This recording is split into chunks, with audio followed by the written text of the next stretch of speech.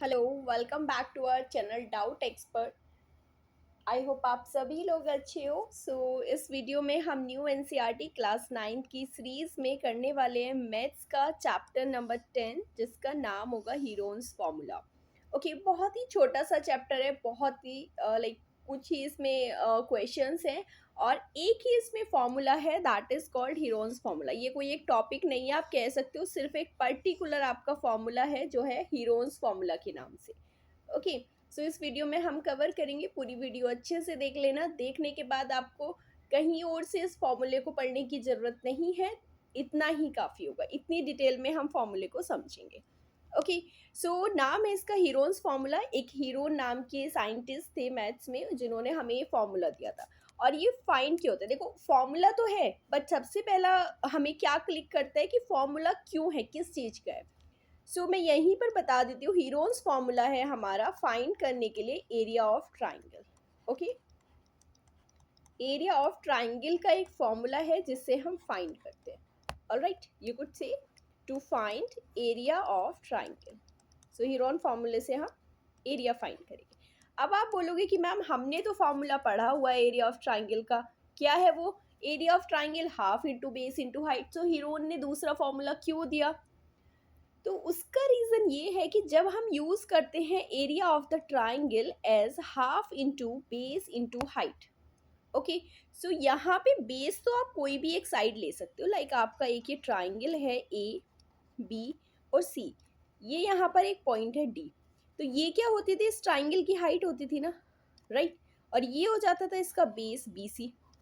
आप simply use कर लेते थे एरिया फाइंड करने के लिए कि ये हो जाएगा आपका हाफ, बेस हो गया आपका बी सी, कोई भी एक साइड जिस पर भी हाइट दी हुई हो, और हाइट हो गई आपकी ए डी। कितना इजीली फाइंड हो गया। चलिए, ट्राइंगल कुछ इस तरह का होता था, जब ये 90 डिग्री का एंगल बनाता था, ये भी 90 डिग्री होगा, तो यहाँ पे भी यही हो जाता था, ये हो जाएगा आपका बेस यहाँ से यहाँ तक, और ये हो जाती थी आपकी हाइट, राइट? ये भी हो जाता था half into base into height, easily find कर लिया। बट अगर हम बात करें दूसरी ट्राइंगल की, जो कुछ इस तरह से होगा, अब इसमें हाइट नहीं दी हुई हमें, जो हाइट होगी ट्राइंगल की वो हमें यहाँ पर नहीं दी हुई है, तब आप कैसे फाइंड करोगे एरिया ऑफ द ट्राइंगल? हमें कितना दिया हुआ है, हमें सिर्फ साइड्स दी हुई है, एक साइड ए है, एक साइड बी है और थर्ड साइड सी है, करेक्ट? तब हमें फाइंड करना है कि एरिया ऑफ ट्राइंगल क्या होगा। उस केस में जब ट्राइंगल की हाइट नहीं दी हुई होगी, उसके लिए हमें हीरोन ने एक फॉर्मूला दिया जिसका नाम था हीरोन्स फॉर्मूला। ओके, हीरोन्स फॉर्मूले में हम एक कॉन्सेप्ट यूज करने वाले हैं, क्या है वो? Parameter of triangle. तो मैं यहाँ पे बता देती हूँ, पैरामीटर ऑफ ट्राइंगल हम सबको पता है क्या होता है, sum of all the sides. तो अगर ट्राइंगल की साइड्स है ए बी और सी, तो क्या हो जाएगा, पैरामीटर क्या होता है, ए प्लस बी प्लस सी, तीनों साइड्स का सम हो जाता है आपका पेरीमीटर। ठीक है, ऑल राइट। मूव करते हैं नेक्स्ट पेज पर, जहां हम पढ़ेंगे हीरोन्स फॉर्मूला। सी, यहाँ पे हीरोन्स फॉर्मूले में आपको दिया हुआ है, देखो पहले मैं एक ट्राइंगल बता देती हूँ। एक ट्राइंगल है आपका जिसकी एक साइड ए है, दूसरी साइड बी और थर्ड साइड को बोल रहे हैं हम सी, करेक्ट? तो जो एरिया दिया जाएगा, एरिया का फॉर्मूला होगा स्क्वायर रूट ऑफ, याद कर लेना, अच्छे से समझ लेना, एस इंटू, ये मल्टीप्लीकेशन में है, S minus A into S minus B into S minus C, correct? यहाँ पर ए बी सी क्या है, तीनों ए बी सी हमने देखा, ये क्या है, sides of the triangle, sides है ट्राइंगल की। बट एक न्यू वर्ड आया एस। अब एस क्या होगा, एस होगा हमारा semi parameter of the triangle. Okay, semi parameter of the triangle. अभी मैंने आपको बता दिया था प्रीवियसली कि पैरामीटर क्या होता है, सम ऑफ ऑल साइड्स। अगर हमें सेमी पैरामीटर फाइंड करना है, एस की वैल्यू फाइंड करनी है, तो एस की वैल्यू कैसे फाइंड करेंगे? अभी को सेमी पैरामीटर हमने पढ़ा था क्या होता है, हाफ। सेमी पैरामीटर मतलब पैरामीटर का हाफ, ठीक है?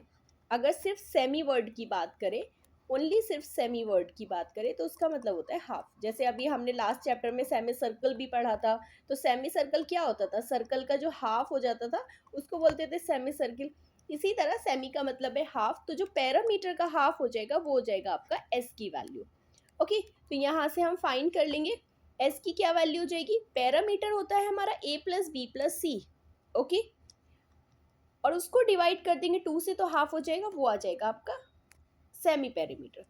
कुछ क्वेश्चंस में हम एस को डायरेक्टली भी फाइंड कर सकते हैं, लाइक अगर पी क्या है आपका पैरामीटर है, ओके, पी क्या होगा आपका पैरामीटर दिया हुआ होगा अगर किसी क्वेश्चन में फॉर सपोज, तो हम एस को डायरेक्टली फाइंड करेंगे, ये आपका पैरामीटर आ जाएगा और डिवाइड बाय 2, करेक्ट। तो उसके लिए आपको अलग से वैल्यू नहीं फाइंड करनी पड़ेगी कि हमें ए प्लस बी प्लस सी सभी चाहिए।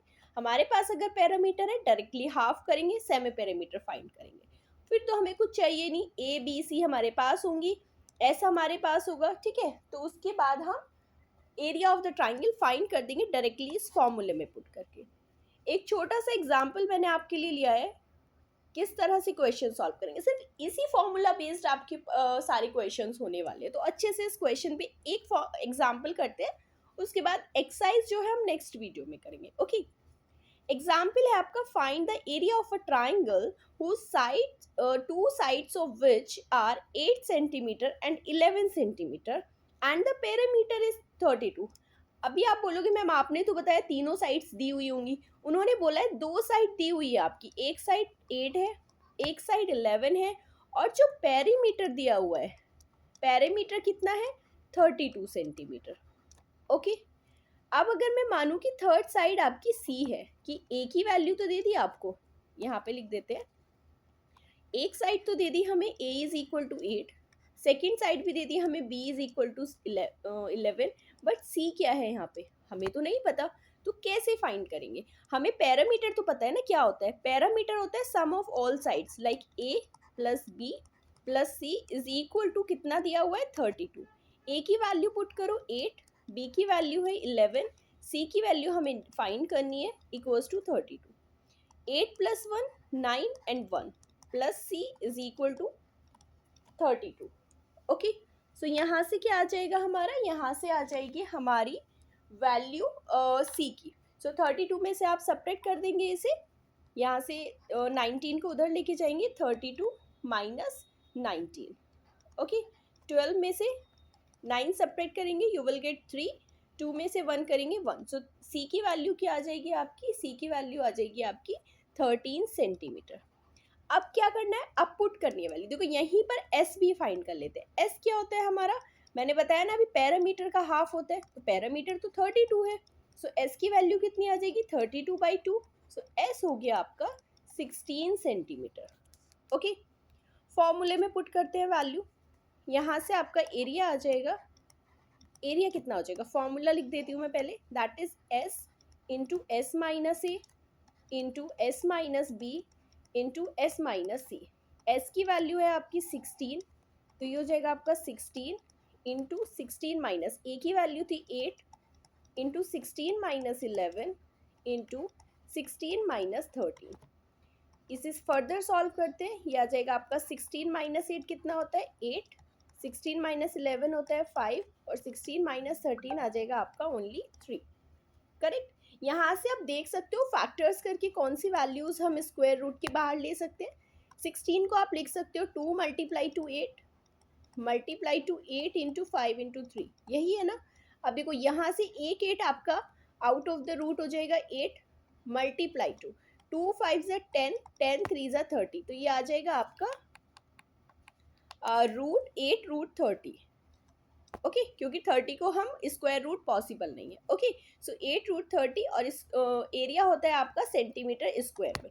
आ गया एरिया, सिंपल था। तो सिर्फ हमें वैल्यूज फाइंड करनी है। देखो यहाँ पे मैंने ये एग्जांपल इसलिए लिया कि हमें ए और बी दी हुई थी वैल्यूज, सी की नहीं दी थी, तो सी की वैल्यू फाइंड करने के लिए हमें यहाँ पर पेरीमीटर दे दिया, ओके। तो उसकी हेल्प से ए बी सी आ गई, सॉरी सी की वैल्यू आ गई। अब बस जस्ट हमने सिर्फ फॉर्मूले में पुट करी है, यही हमें करना है, ठीक है। कुछ ट्रायंगुलर पार्ट के ऊपर बेस्ड क्वेश्चंस होंगे कुछ इस तरह से। बस मेन क्या है, आपने सिर्फ ये फॉर्मूला लर्न करना है और कुछ नहीं, समझना है कि पैरामीटर कैसे फाइंड करेंगे, पैरामीटर दी हुई है तो हमें साइड कैसे फाइंड करनी है, ओके। इतना सा ही चैप्टर तो बहुत ईजी है, सिर्फ एक एक्सरसाइज है, कुछ ही क्वेश्चन है, करते हैं नेक्स्ट वीडियो में। अच्छे से समझ आया होगा तो अपने फ्रेंड्स और क्लासमेट के साथ प्लीज़ शेयर जरूर कीजिए। न्यू है चैनल पर तो subscribe the channel also, okay. So मिलते हैं नेक्स्ट वीडियो में।